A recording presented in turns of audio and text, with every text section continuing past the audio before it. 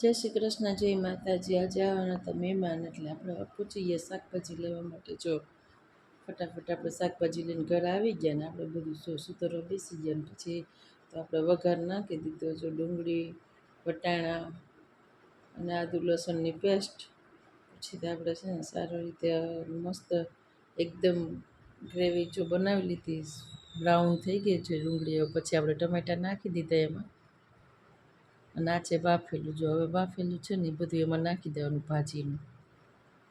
અને પછી આપણે તો મહેમાનની રાહ જોતા હતા, કેમ કે મહેમાન લેટ આવવાના હતા. એટલે મહેમાનની રાહ જોતા હતા. આ બે અમારે હેરવેર જો રાહ જોતા હતા. મહેમાન આવી ગયા જો, જેમાં જેઠ જેઠાણી અને બધા જો મસ્તી કરે છે ને અમે હવે બેસી છીએ જમવા. ચાલો, પાઉંભાજી જ બનાવી છે. ચાલો તમે બધા પણ પાઉંભાજી